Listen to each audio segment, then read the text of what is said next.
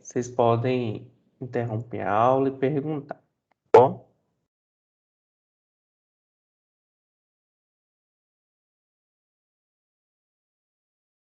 Então, gente, como eu falei, né, nossa aula está sendo gravada. Primeiramente, bom dia a todos. Espero que todos estejam bem com saúde. Meu nome é Rodrigo, né? Eu já me apresentei na aula passada e eu comecei agora a ser responsável pela disciplina de bioquímica para vocês. A nossa aula de hoje é sobre carboidratos, estrutura, propriedades e funções, tá? Como eu falei, vocês podem interromper a qualquer momento a aula que acharem necessário. Então, os carboidratos são as biomoléculas mais abundantes da Terra, porque eles têm uma infinidade, assim, eles têm uma diversidade muito grande de estruturas.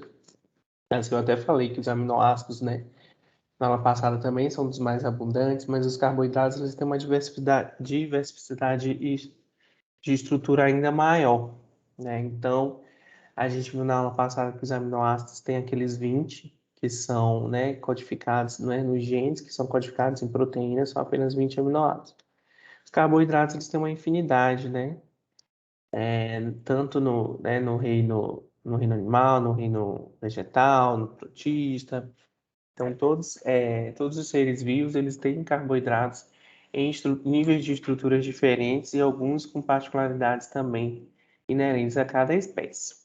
Então, alguns dos carboidratos, como o açúcar e o amido, são os principais elementos da dieta em muitas partes do mundo, e sua oxidação é a principal via de produção de energia na maioria das células não fotossintéticas. Então, ou seja, naquelas células que não são capazes de fazer fotossíntese, os carboidratos são então a principal fonte de energia para o metabolismo oxidativo.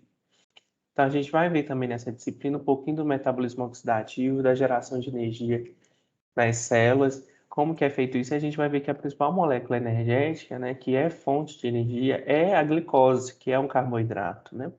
Então, nós, seres humanos, o nosso principal fonte de energia é a glicose. Então, nosso organismo, ele necessita de glicose, então ele faz também reservas de glicose, para que isso esteja disponível para a gente fazer todo o nossos processos fisiológicos. Então, desde todos os processos fisiológicos da célula, precisa de energia, que no fim das contas vai ser uma molécula de ATP, né? Então, gerando aquela ATP, aquela base nitrogenada que é ligada a três moléculas de fosfato. Então, a gente vai ver que os carboidratos, então, são responsáveis por ser essa principal fonte de energia. Os polímeros de carboidratos, né, que são os glicanos, agem como elementos estruturais nas paredes celulares de bactérias e vegetais. Então, além da função de energia, de reserva de energia, os carboidratos eles também têm essa função de dar estrutura e forma às células, né, e forma aos animais. Eles também fazem revestimento. Então, todas as células elas têm um revestimento, por exemplo, de glicocálix. Então, é um revestimento externo à célula, né, que fica ali externo à membrana citoplasmática, que tem função, por exemplo, de adesão ou comunicação intercelular, tá? E outros polímeros lubrificam as articulações e auxiliam no reconhecimento e na adesão intercelular. Então, as glicanas, nós temos nas nossas cartilagens também alguns glicídios, né, alguns carboidratos que têm essa função de dar essa lubrificação e também essa elasticidade na absorção de impactos. Os carboidratos eles também podem ligar-se a outras biomoléculas, como proteínas, lipídios, então formando moléculas complexas.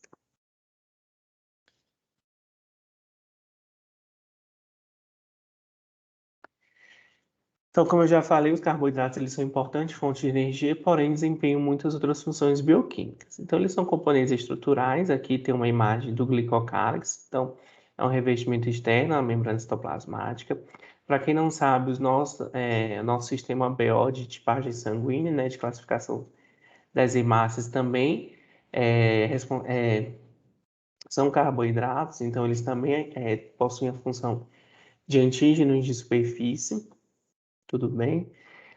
Compõe a matriz extracelular nos eucariotos, como eu já falei do glicocálise, constitui a base dos grupos sanguíneos, como eu já falei, do sistema BO, e são importantes na composição da arquitetura celular. Tá? Aqui é mostrando um pouquinho, né, do metabolismo, uma parte do metabolismo oxidativo, as fontes de carboidrato principais, né, da dieta, né, principalmente aí para os carnívoros ou, né, nos seres humanos, são aqueles vegetais que têm, principalmente vegetais tubérculos, né, que são, por exemplo, a batata, a cenoura, a beterraba, mas também está presente no amido, né, nas frutas na forma de frutose, em diversos outros tipos de vegetais.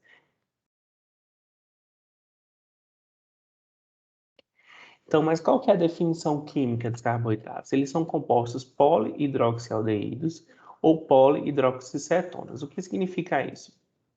São compostos que são a base de carbono, que são aldeídos, como eu estou mostrando aqui no point. Então, é uma função química aldeído, ou pode ser uma função química cetona, como nesse outro aqui.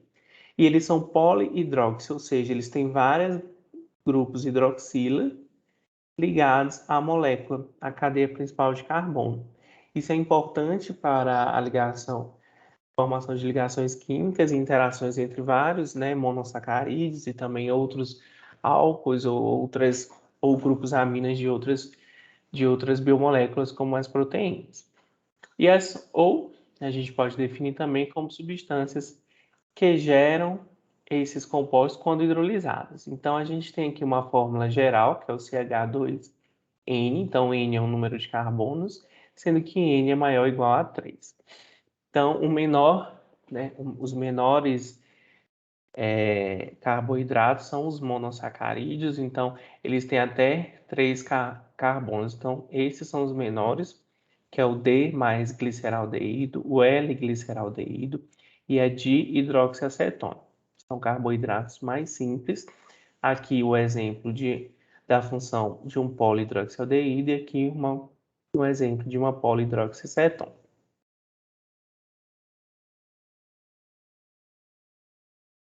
Então, os carboidratos eles são moléculas à base de carbono ricas em hidroxila, aqui novamente mostrando a imagem da hidroxicetona, do gliceraldeído. Os monossacarídeos eles são aldeídos ou cetonas que têm 2 ou mais grupos hidroxila. E os monossacarídeos menores compostos de 3 átomos de carbono são a hidroxiacetona e o L-gliceraldeído, como eu já falei.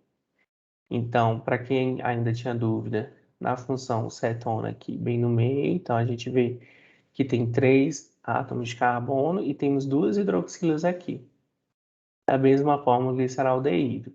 Então, a gente já percebe que tem os carbonos assimétricos nessas moléculas, também que são importantes para a função aí, bioquímica, para a estrutura das funções, principalmente dos polímeros, né, dos polissacarídeos. Então, existem 3 classes principais de carboidratos, que são os monossacarídeos, os disacarídeos e os polissacarídeos. A palavra sacarídeo é derivada do grego saccharon, que significa açúcar. Então, vocês vão ver nos livros, né, alguns termos como sacarídeo, açúcar, glicídios também são sinônimos. Alguns livros falam ainda no termo ose, então sempre que vocês verem ou lerem o sufixo ose, vocês já vão automaticamente ligar que vai ser um glicídio, que aquilo é um açúcar, que aquilo é um sacarídeo. Tudo bem que aquilo é um carboidrato. Então, por exemplo, uma pentose. Então, é um carboidrato de 5 carbonos, né? Uma hexose é um carboidrato de 6 carbonos. Sempre que vocês tiverem esse sufixo, vocês já vão saber. Então, como tem um carbono assimétrico, então a gente tem a estereoisomeria. Então, nesse exemplo aqui, a diferença entre o D-gliceraldeído e o L-gliceraldeído. Nesse caso, eles são enantiômeros porque formam imagens especulares, ou seja, se a gente levar isso para o espelho, um vai estar refletindo a imagem do outro. Não necessariamente isso vai acontecer para todos os isômeros, para todos os sacarídeos. Então, essas aqui são as formas isoméricas dos carboidratos, né, dos sacarídeos. Então, a gente vai ter aqueles isômeros constitucionais. Então, o que é isso? Isômeros constitucionais, eles diferem na ordem de ligação dos átomos. Então, eles vão ter o mesmo número, eles vão ter a mesma função química, vão ter o mesmo número de carbono, mas aonde vai estar a ligação vai ser diferente. Então, aqui, por exemplo, eu tenho uma hidroxila, enquanto aqui eu tenho uma cetona nesse lugar. Então, aqui eu tenho um gliceraldeído e aqui eu tenho uma hidroxiacetona. São isômeros constitucionais. Eles têm função, aqui, desculpa, né, corrigindo, eles têm função química diferente. Um aldeído e uma acetona, mas com o mesmo número aí de carbono, de hidrogênio e de oxigênio.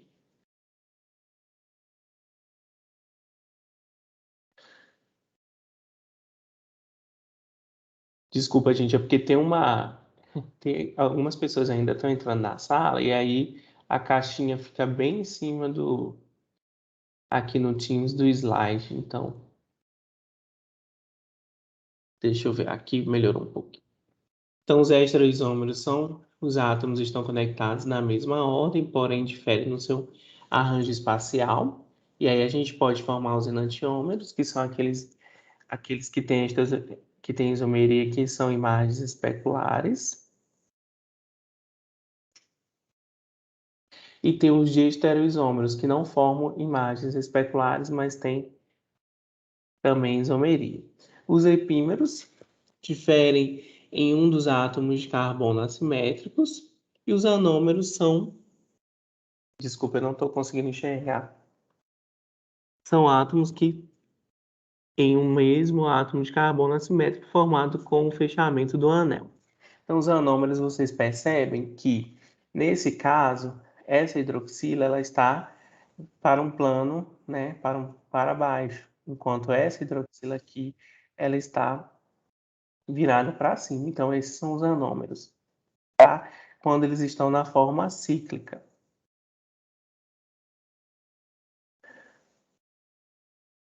Então, a gente vai começar agora a falar dos principais, né? Por exemplo, começando pelos monossacarídeos. Os monossacarídeos são, né, como eu já falei, são de duas famílias, aldoses ou cetose. Então, toda vez que vocês verem esse sufixo -ose, vocês vão remeter a açúcar, né, a sacarídeo ou a carboidrato. As aldoses são aldeídos e as cetoses são cetonas. Então, eles são sólidos cristalinos incolores, plenamente solúveis em águas, mas insolúveis em solventes apolares. A maioria tem sabor adocicado, então a gente já vai lembrar aqui da frutose, da glicose e da maltose. Os esqueletos dos monossacarídeos comuns são compostos por cadeias de carbono não ramificadas, nas quais todos os átomos de carbono estão unidos por ligações simples. Então, não são ligações insaturadas, tá? São ligações simples entre os carbonos. Então, essas são as D-aldoses. Então, você vê que tem aldoses de 3 carbonos, 4 carbonos, 5 carbonos e 6 carbonos. Então, aqui a gente tem as principais, né, que a gente ouve sempre falar, que é a glicose, a manose, a galactose. Mas também nós temos a gente, a ribose, né? A xilose, que são pentose, a ribose a gente sabe que está no ácido ribonucleico.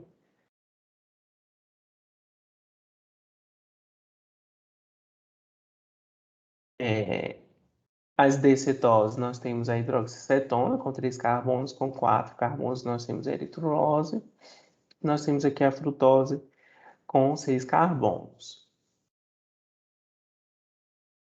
Os epímeros, como eu já falei, são aqueles que têm um número de carbono diferente entre si apenas na configuração, que tem, perdão, o mesmo número de carbono, mas eles são diferentes apenas na configuração desse carbono. Então, por exemplo, a glicose e a galactose, eles têm o mesmo número, mas aqui é a diferença na ordem de ligação do carbono.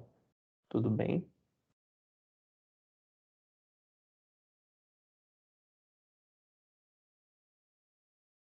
Uma importante característica, né, dos carboidratos, né, é que em solução aquosa, as aldotroses, aldotetroses e todos os monossacarídeos com 5 ou mais carbonos, eles ocorrem predominantemente como estruturas cíclicas.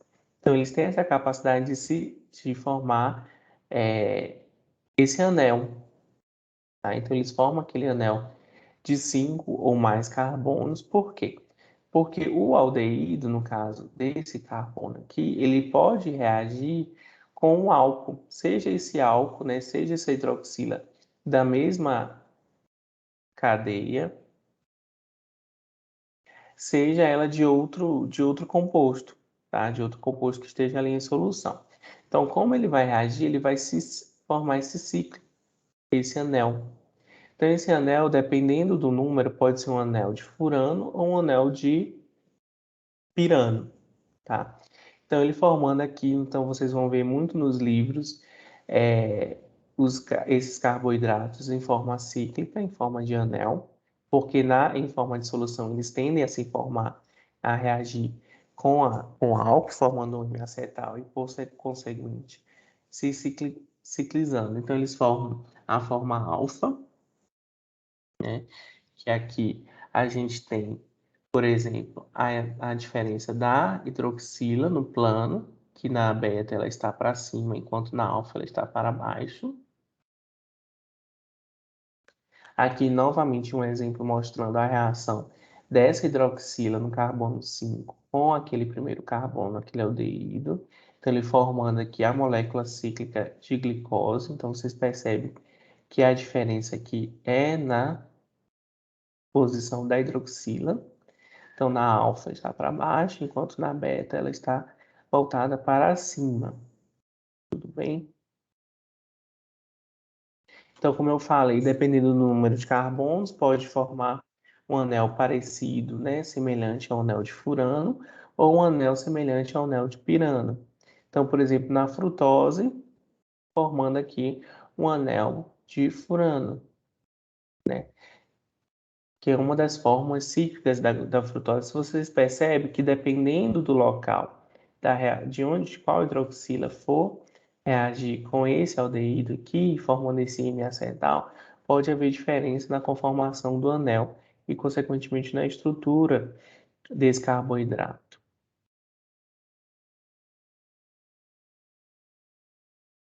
Então, aqui outros exemplos, né? Que a frutose ela forma ambos os anéis, tanto de piranose quanto de furanose. A forma de piranose ela predomina na frutose livre em solução, enquanto a forma de furanose predomina em muitos derivados da frutose. Depende também da enzima que vai estar ali, onde vai estar agindo a enzima, de qual componente é mais estável em solução. Então ele vai ter sempre o equilíbrio químico, ele vai ser deslocado para aquele onde tem a maior estabilidade sempre. E esses aqui são os monossacarídeos comuns em suas formas de anel. Então aqui a gente tem a ribose, aqui a desoxirribose, que são pentoses, então possuem 5 carbonos.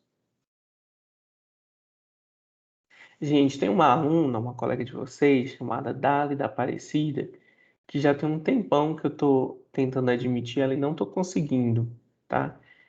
Então, eu já até neguei, e aí ela voltou a pedir, eu estou aceitando, mas aparece admitindo, mas ela não consegue efetivar a admissão dela na sala. Eu não sei por quê, tá? Então, se por um acaso ela perguntar para alguém, fala que eu também estou tentando aqui admitir ela, mas está dando falha na ação, tá bom? Então, aqui as outras, né? A glicose, na forma de anel, frutose, na forma de anel, a lactose e manose. Então, os anéis de piranose podem assumir diferentes conformações. Então, vocês vão ver também que eles podem formar, que a gente fala, de forma de cadeira, que é essa que eu estou circulando, e em forma de barca.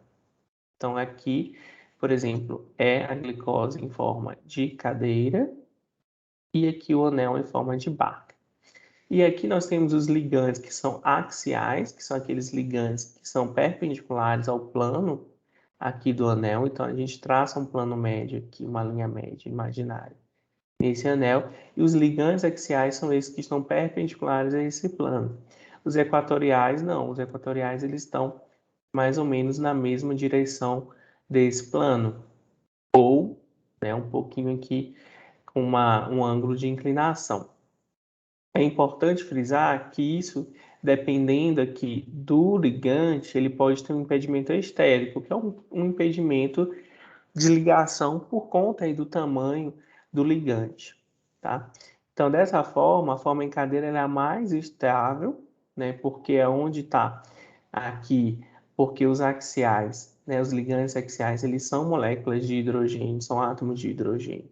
Então, eles têm menor impedimento estérico. Tudo bem? Então, existe a forma em barco, contudo, a forma em cadeira é aquela mais estável.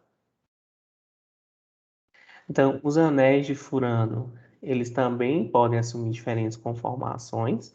Então, a gente tem esses três, eles se formam a forma de envelope, e aí, dependendo da onde, né, tem essa conformação, eles podem formar tanto o C3 endo quanto o C2 endo.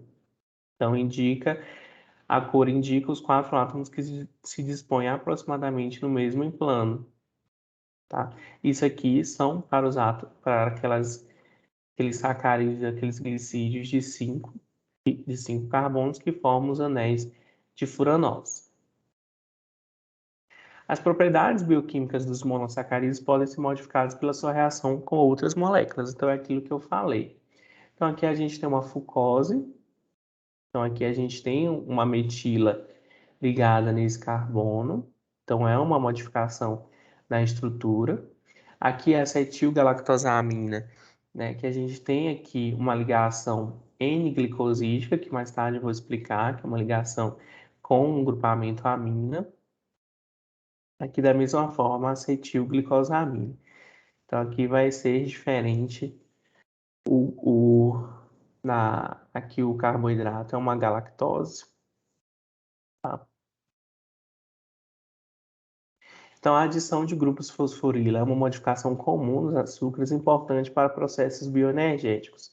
Então são moléculas que têm aí uma disposição de formação de energia. Então vocês vão ver isso em vários pontos da bioquímica, por exemplo, a glicose 6-fosfata formando as G6P, né, o DHP, que é dihidroxiacetona-fosfato, e o gliceraldeída 3-fosfato. Então, são moléculas energéticas porque essa ligação do grupamento fosfato ela pode gerar, quando se quebra, né, uma liberação de um elétron livre, e isso vai gerar, então, uma energia para a célula. Uma importante também característica dos monossacarídeos é que eles são reagentes redutores. Então, isso, a gente tem várias implicações técnicas e também implicações clínicas. Uma das implicações técnicas é que os monossacarídeos podem ser oxidados por agentes oxidantes relativamente suaves. Então, esse aqui é um exemplo, né? Essa é a base da reação de Fehling, que é um teste semi-quantitativo para a presença de açúcar redutor, assim como a reação de Benedict. Então, são reações que a gente faz no laboratório, né? Principalmente quando está estudando, né? A presença ali de substâncias redutoras, então é muito comum pacientes que têm alguma suspeita, né, de algum distúrbio de metabolismo de carboidratos, os médicos solicitarem a pesquisa de agentes redutores, por exemplo, nas fezes, né, para saber se aquele paciente ele tem uma deficiência na absorção daqueles carboidratos ou de outras substâncias redutoras. Também é possível fazer essas reações na urina e em outros componentes biológicos. Então, ele é capaz de oxidar o ácido, o cobre de cúprico para cuproso. Então, ele tem essa mudança na cor da reação. Tem alguém que está querendo falar? Acho que tinha algum microfone ligado, tá? Tem outra implicação clínica que, como a glicose, principalmente para a glicose, ela é a principal molécula aí de energia, então é aquela que circula com maior frequência, maior prevalência, maior concentração no plasma. Então a gente sabe que a glicose ela está livre ali no plasma, no sangue, para ficar biodisponível para os tecidos, para as células. Então a gente sabe que aqueles pacientes que têm uma alta concentração de glicose no sangue, então aqueles pacientes que têm uma hiperglicemia, no exemplo de pacientes diabéticos, eu vou ter uma maior concentração de glicose. Naturalmente, a glicose ela pode, eles são agentes redutores, então elas podem ser oxidadas, então elas podem, da mesma forma que elas fazem aqui com cobre, ela pode fazer, por exemplo, no ferro da hemoglobina, que a gente chama que é a glicosilação ou a glicação da molécula de hemoglobina. E não sei se vocês já ouviram falar da famosa hemoglobina glicada. A hemoglobina glicada, então, ela é formada por causa desse excesso. Então, todos nós temos hemoglobina glicada porque é um processo natural. Mas pacientes que têm uma normoglicemia, geralmente a gente tem aí uma glicada abaixo de 5,5 ou abaixo de 6%. Tem aquela fração de hemoglobina que está glicada. Então, é uma ligação que é irreversível. Então, por isso que a gente tem uma estabilidade na dosagem desse biomarcador. Então, pacientes que têm uma glicose acima, né, uma hiperglicemia, eles vão ter uma maior taxa de hemoglobina que está ligada à glicose, que sofreu esse processo de glicação. Então, essa é uma implicação clínica importante, né, aí que é um biomarcador importante no diagnóstico, no acompanhamento, no monitoramento do diabetes. E assim como a glicose faz isso para a hemoglobina, faz também com outras proteínas plasmáticas, como a frutosamina, né? Então, o médico, por exemplo, pode também pedir a dosagem de proteínas totais que são glicosiladas, principalmente a albumina. Então, os açúcares encontram-se ligados uns aos outros por ligações glicosídicas, formando glicanas complexas. Então, a gente viu, por exemplo, no caso lá dos polissacarídeos, eles são formados a partir de ligações glicosídicas. Então, são polímeros, né? Polímeros de açúcares. Então, a gente tem as unidades monoméricas, que são os monossacarídeos. Então, quando eu junto aqui, eu já falei que a hidroxila pode formar aqui uma outra ligação com um outro grupamento aqui do outro monossacarídeo, né, liberando uma molécula de água, e essa ligação é do tipo ligação oglicosídica, formando um oligosacarídeo, né? Os oligosacarídeos são produzidos pela ligação de dois ou mais monossacarídeos por essas ligações oglicosídicas. Tudo bem? Então, essa ligação glicosídica é a ligação responsável pela formação dos oligosacarídeos e, consequentemente, dos polissacarídeos também. Então, os monossacarídeos, eles também formam ligações glicosídicas com outros, né, com outros compostos, como álcools, né, aminas e fosfato, como a gente já viu. Então, a gente tem a diferença entre a ligação N-glicosídica, que é uma ligação entre o carbono anomérico de um açúcar a uma amina. Então, aqui como acontece nesse caso. Então, eles unem um carbono anomérico de um açúcar a um átomo de nitrogênio, formando, por exemplo, as glicoproteínas. Então, é por isso que os carboidratos eles têm essa capacidade de se ligar a outros compostos, a outras proteínas, formando as famosas glicoproteínas, que têm uma importância clínica absurda e também tem implicações biotecnológicas. E a ligação oglicosídica é entre dois carbonos de dois açúcares, né? Formando ali um oligopolissacarídeo. Então, na ligação oglicosídea é formado quando o grupo hidroxila de uma molécula de açúcar, normalmente cíclica, né, já que estamos falando em hidrocarbonetos ou carboidratos em solução, reage com carbono anomérico de outro. Então, aqui é um detalhamento dessa reação, né? Então, aqui a gente tem um M-acetal ligando-se a um outro álcool, que é uma hidroxila. Então, há aqui a ligação glicosídica nesse exemplo aqui da maltose. Então, aqui a gente tem uma alfa-D-glicose ligando-se a uma beta-D-glicose. Por que alfa, né? Não, aqui é uma beta-D-glicose. Gente, desculpa, eu não estou conseguindo enxergar. Fica muito... O slide para mim fica pequeno aqui nessa forma de apresentação. Então, os açúcares fosforilados, eles são intermediários essenciais na geração de energia e processos de biossíntese, né? Então, aqui eu já até mostrei esses três carboidratos. A fosforilação torna os açúcares aniônicos, então a carga negativa impede que esses açúcares deixem espontaneamente a célula atravessar a bicamada lipídica nas membranas. Então, é uma forma da célula guardar energia para si. Então, a glicose, ela é permeável na membrana citoplasmática. Então, ela pode tanto entrar quanto sair. Mas se eu formo um açúcar aniônico, então, através da fosforilação, eu consigo reter esse açúcar dentro da célula. Então, por isso que eles são moléculas energéticas, então, de reserva de energia intracelular. Os monossacarídeos estão ligados entre si para formar carboidratos complexos. Então, a gente já viu, né, na aula passada, no caso das proteínas, são polímeros formados através de ligações de unidades monoméricas, de monômeros, que são os aminoácidos. No caso dos carboidratos, né, os carboidratos complexos são também polímeros que são formados através de monômeros, que são os monossacarídeos. Então, a gente vai começar a falar dos disacarídeos. Então, por exemplo, começando aqui com a sacarose, que é o açúcar de mesa, obtida comercialmente a partir da cana-de-açúcar ou da beterraba. Então, aqui a gente tem uma ligação de dois monossacarídeos, então tem uma ligação da glicose com a frutose, então uma ligação alfa-1, 2-alfa.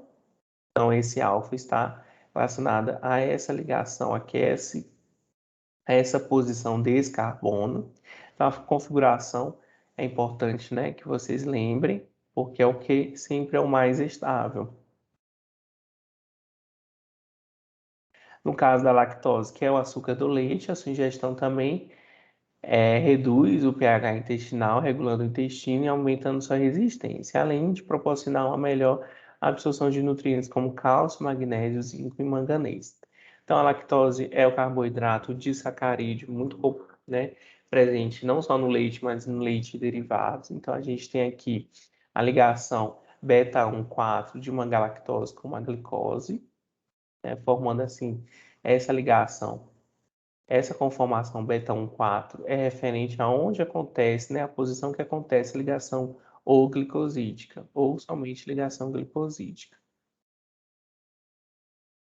A maltose é resultado da hidrólise de grandes oligosacarídeos poliméricos, como o amido e o glicogênio, e é o açúcar do malte de cereais. Então, a gente vê aqui principalmente na cevada. Então, por exemplo, nos processos de destilação aí do uísque, né? Quem curte o uísque, quem curte uma cerveja, então o malte ali, né? Desses cereais. Então é o carboidrato aí dessa hidrólise desses carboidratos mais complexos dos cereais. É formado numa ligação glicosídica alfa-1,4 de duas moléculas de duas monômeros de monossacarídeos, que são, nesse caso, duas moléculas de glicose. Aqui é só um detalhamento da ligação da formação da maltose, né? Da mesma forma aqui, só mostrando onde acontece, né, a ligação glicosídica, sempre formando aqui esse oxigênio aqui intermediário, que liga aqui os dois anéis da glicose, né? Então, quando você tem uma hidrólise, você tem uma quebra aqui dessa ligação, você volta ao equilíbrio aqui para a formação, então, de duas moléculas de glicose. Agora, tudo bem até aqui, gente? Alguém tem alguma pergunta, alguma colocação? Tá tranquilo. Só fala um pouco mais devagar. Ah, tá bom, desculpa. Então tá, os polissacarídeos, como eu falei, eles são polímeros. Então, a maioria dos carboidratos, eles são encontrados na natureza na forma de polissacarídeos. Então, eles têm uma alta massa molecular. Os polissacarídeos, também chamados de glicanos, eles diferem um dos outros na identidade das unidades monossacarídeos repetidas. Então, a gente viu que tem uma diversidade bastante de monossacarídeos, de moléculas de monossacarídeos. Então, vai depender muito do polímero, de qual unidade monomérica está predominando ali naquele polímero, né? E eles possuem funções estruturais também, mas também, principalmente nos animais, como armazenamento de energia. Alguém sabe, eu já até falei aqui, mas alguém consegue me dizer ou lembra de algum polissacarídeo aí de função estrutural? Ou de função de armazenamento de energia? Alguém lembra como que o nosso organismo ele armazena glicose, principalmente no fígado, por exemplo? Então, no caso né, de nós animais, nós armazenamos a glicose na forma de glicogênio, né? Então, o glicogênio é o polissacarídeo, é o polímero de armazenamento de glicose nos animais. O amido é o polissacarídeo, ou polímero, né, de açúcar de reserva nos vegetais, tá? Então, aqui a gente tem uma diferença entre os homopolissacarídeos e os heteropolissacarídeos. Os homopolissacarídeos, eles têm unidades monoméricas que são todas iguais. Então, você percebe que são todas moléculas iguais. Nos heteropolissacarídeos, né, nós temos mais de um tipo de monômero. Então, nós temos esse monômero aqui rosa, nós temos esse monômero azul, nós podemos ter um terceiro aqui identificado pela cor verde. Em ambos os casos, a gente pode ter uma cadeia linear, que é não ramificada, e nós podemos ter uma cadeia ramificada. Então, a gente tem dois subtipos, homopolissacarídeos, que são polímeros tanto de cadeia não ramificada como de cadeia ramificada, e esse grau de ramificação também é variável. Então, nós temos alguns polissacarídeos que são muito mais ramificados do que outros, da mesma forma os heteropolissacarídeos. Então, como eu já falei, a glicose é uma importante fonte de energia em praticamente todas as formas de vida, mas tem um porém, as moléculas livres de glicose elas não podem ser armazenadas. Por quê? Porque a concentração de glicose ela altera o equilíbrio osmótico da célula. Então, a gente viu também na aula passada que as proteínas elas têm também essa capacidade da manutenção da pressão osmótica. Vocês lembram? Que principalmente a pressão osmótica do nosso plasma, ele é regulado principalmente pela concentração, pelo nível de albumina. Então, a glicose, que é o principal carboidrato ali, o monossacarídeo que circula no sangue, também é responsável por essa manutenção dessa pressão osmótica. Então, a célula ela não consegue armazenar a glicose por isso. Se você tem muita molécula de glicose de um mesmo lado, por exemplo, intracelular, isso pode alterar a pressão osmótica, isso pode ocasionar uma ruptura da célula. Então a célula lisa e morre. Então ela não consegue armazenar glicose, ao passo que ela precisa armazenar glicose. Então como que ela faz isso? Ela faz isso através da molécula da formação do polissacarídeo glicogênio. Então o glicogênio ele não tem uma pressão osmótica que não tem atividade. Então ele não vai alterar tanto a pressão osmótica da célula. Então a célula vai conseguir armazenar uma reserva de glicose na forma de glicogênio sem que altere a pressão osmótica. Então ele é um polissacarídeo que ele é do tipo homopolissacarídeo porque ele é formado apenas por moléculas de monômeros de glicose. Ele é bem mais ramificado que o amido, então o glicogênio ele é ramificado. Essa ramificação é importante por causa do tamanho da molécula, né? Então, uma molécula que ela é muito mais ramificada, ela consegue se compactar muito mais. Então, fica mais propícia ao armazenamento intracelular. E as ligações entre uma molécula de glicose e outra são todas alfa-1, 4-glicosídicas. Entre o carbono, entre o carbono alfa-1 e o carbono 4. Nas ramificações, ou seja, naquele ponto que ramificou, a ligação é alfa-1, 6. Isso aqui é importante. Os principais aqui órgãos, né, locais de armazenamento do glicogênio são, então, o fígado, que é o principal, então, nossa principal reserva, nos hepatócitos, mas também no músculo esquelético. O fígado, porque é nosso órgão de reserva energética por si só. E o músculo, porque é onde está em intensa atividade, então, é onde a célula realmente precisa de ter reserva, por exemplo, para aqueles estímulos de luta ou fuga. Então, ele precisa ter uma reserva ali de prontidão para uma eventual necessidade. Então, o músculo esquelético ele também armazena glicose na forma de glicogênio. O cérebro, em contraste, ele tem uma baixa capacidade de armazenamento de glicogênio.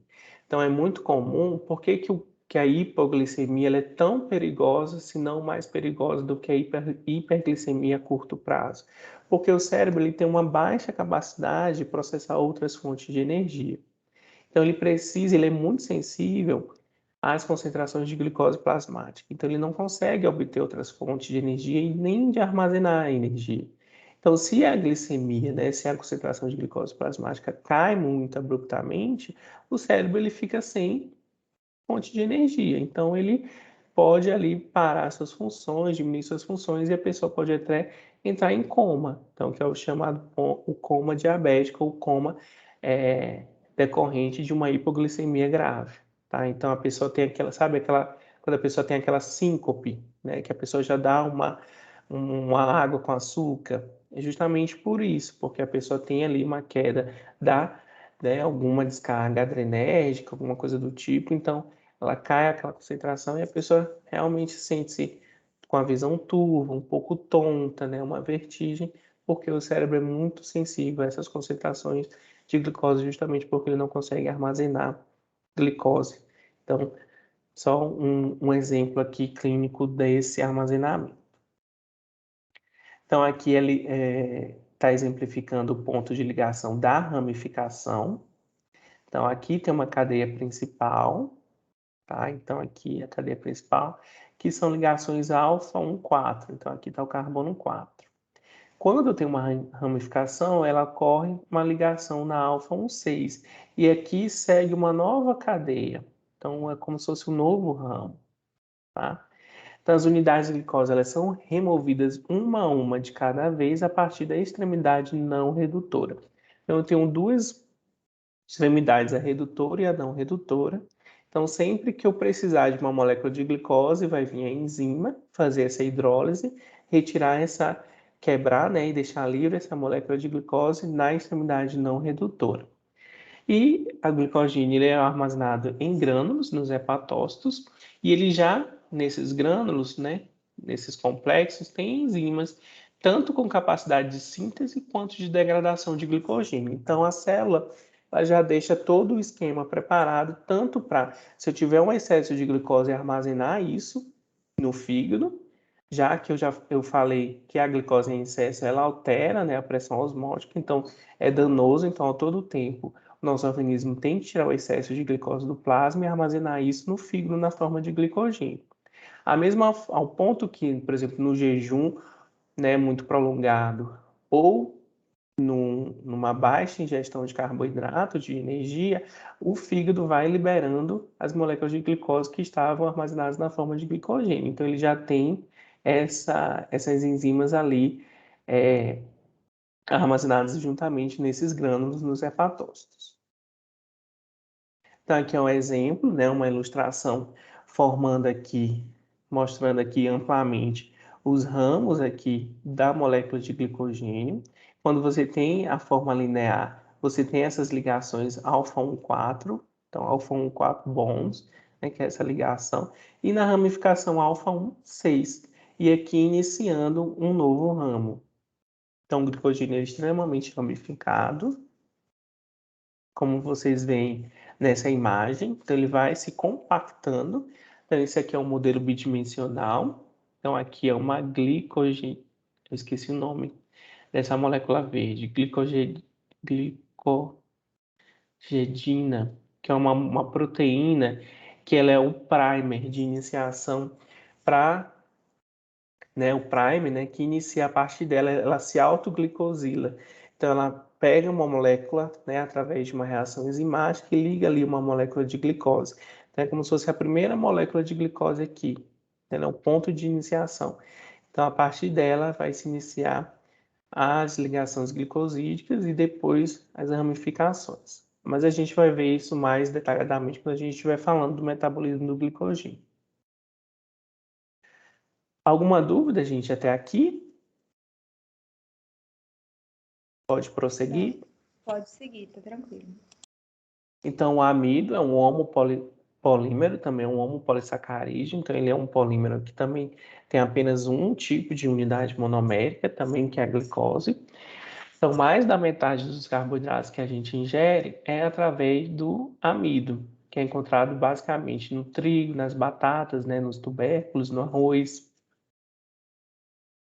Então, é um carboidrato simples, né, que a gente tem aí a gente tenta dar uma predileção, principalmente para quem faz dietas, né, com restrições, né, de ingesta de carboidrato, a gente tende a falar para aquele indivíduo preferir carboidratos mais complexos, né?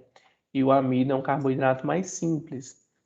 Então, ele é basicamente glicose. Então, toda vez que eu ingerir uma grande quantidade de amido, né, então desses carboidratos, vai gerar muita molécula de glicose. E isso vai aumentar muito a minha glicemia. Tá? E todo o excesso de glicose também, depois a célula transforma isso em gordura. Tá bom? A gente vai ver mais à frente também. Só que ao contrário do amido, perdão, ao contrário do glicogênio, o amido ele tem dois tipos de polímero. Ele tem a amilopectina e a amilose.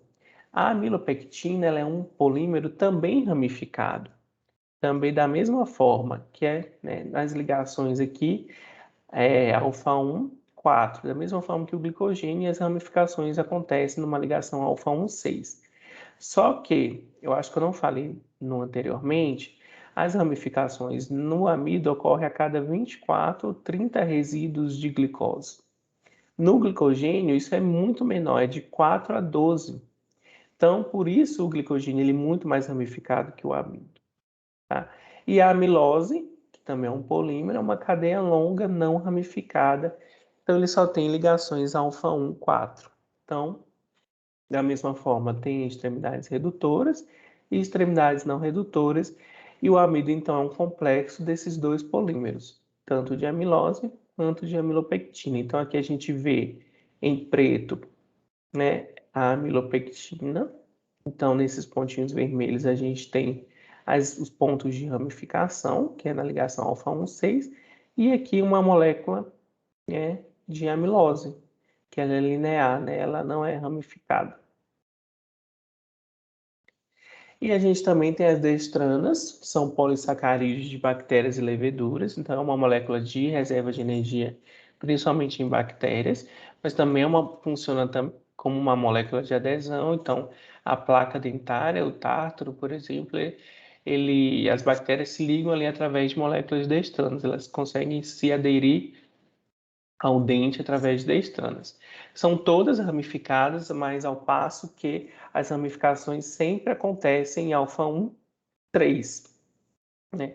Algumas dextranas podem também ter ramificações em alfa 1, 2 ou em alfa 1, 4.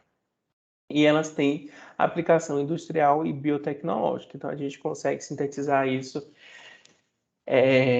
na indústria, no laboratório, e tem algumas aplicações também como moléculas ali adjuvantes em até medicamentos, em soluções, porque eles são moléculas estáveis, moléculas solúveis, que têm uma viscosidade, né, de interesse, um grau de flexibilidade também de interesse.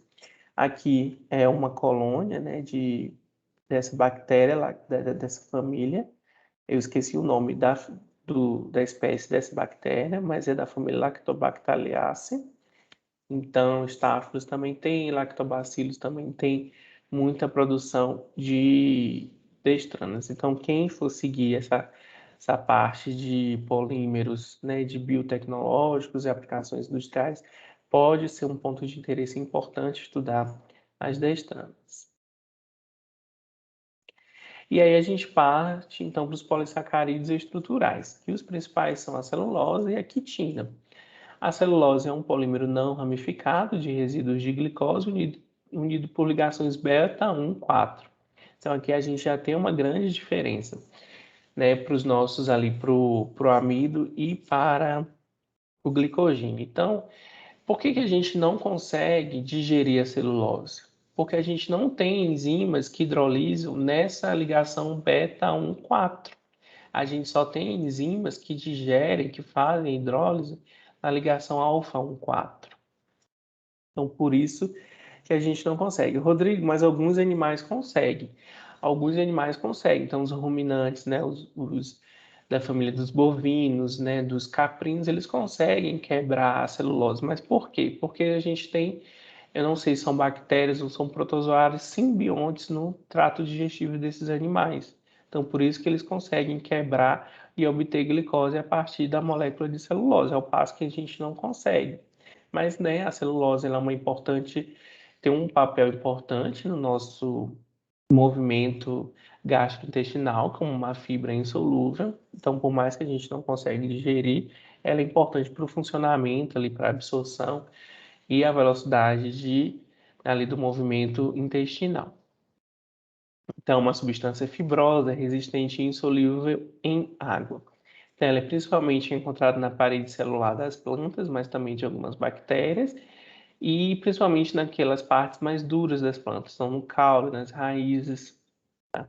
Ao passo que a quitina também é um polissacarídeo, que também tem a ligação, né, beta-1,4, então, mas é uma formação de resíduos de N-acetilglicosamina, então a unidade monomérica aqui é a N-acetilglicosamina, e é o principal componente do exoesqueleto duro, né, daqueles dos artrópodes, então, de insetos, lagostas, caranguejos, né, que tem aquele exoesqueleto de quitina, então uma substância dura, né, resistente, já que aqueles animais eles não têm um endoesqueleto como nós, então é um polissacarídeo. Então vocês veem que os sacarídeos, né, os carboidratos, eles têm uma infinidade de funções e características que são importantes não só para o funcionamento, mas para a organização daquele organismo. Então, a única diferença aqui, química, né, da celulose com a quitina, é que a celulose é uma substituição do grupo hidroxileno C2 por um grupo amina acetilato. Tá bom? Nesse quadro, né, que está disponível no Princípios de Bioquímica de Leininger, né, que eu só não coloquei aqui a citação, mas está na referência, então vocês têm um resumo dos polímeros, qual é o tipo, se é um homopolímero ou um heteropolímero, qual que é a unidade que mais se repete, o tamanho e a importância ou a função. Tá? Então, é só um quadro para vocês consultarem. A gente vai falar só um pouquinho de algumas aplicações clínicas dos carboidratos. Então, por exemplo, nós temos uma doença genética que é chamada galactosemia. Então, o indivíduo ele tem algum distúrbio de metabolismo do carboidratos do leite, então ele não consegue, né, e também deficiência enzimática que não consegue converter a galactose em glicose. Então, essa galactose ela se armazena, né, em alguns tecidos. Então, os sinais e sintomas eles podem incluir disfunções hepáticas, porque não vai conseguir processar. Então, o paciente ele pode evoluir com uma icterícia. Então, é comum o indivíduo que nasce, que tem essa galactosemia após a ingestão do leite materno, ele pode aparecer com alguma icterícia. Então, merece investigação, até porque tem a diferença da icterícia neonatal. O tratamento é feito pela eliminação da galactose da dieta. Então, ele tem que, né, fazer uma dieta de restrição. E com ele, o prognóstico físico é bom, mas os parâmetros cognitivos de desempenho tornam-se frequentemente subnormais. Então, o paciente, dependendo da evolução do tratamento, ele pode ter algum déficit cognitivo. Existem outros, né, distúrbios do metabolismo de carboidratos. Então, por exemplo, distúrbio do metabolismo da frutose, algumas doenças do armazenamento de glicogênio, alguns distúrbios do metabolismo do piruvato e outros distúrbios mais específicos que, se depois vocês quiserem, eu posso mandar essas referências para vocês, que eu acho interessante, né? Mas não é essencialmente a pauta de interesse da nossa aula. Então, finalizando aqui com as referências, eu não falei, mas eu gosto muito desse livro Bioquímica Médica, então, caso vocês tenham interesse em buscá-lo, né, mas os outros comuns, que está na referência do plano de vocês, que é o Bioquímica do Berg, também que é uma excelente referência, o de Lenig, que ele é bem completo, assim, é bem extenso, mas também é um excelente fundamento teórico para vocês levarem para a aula. Então, gente, tem alguma dúvida, algum questionamento, alguma posição até aqui? Então, eu vou aqui encerrar a gravação, tá? Eu espero que vocês estejam gostando das aulas, né? Caso vocês queiram fazer algum comentário, alguma dúvida, vocês também têm aqui meu e-mail. Esse é meu e-mail pessoal, mas assim, vocês podem entrar em contato, tá? Não se acanhe. Por favor, eu queria que vocês também participassem das aulas, fizessem mais perguntas, tá bom?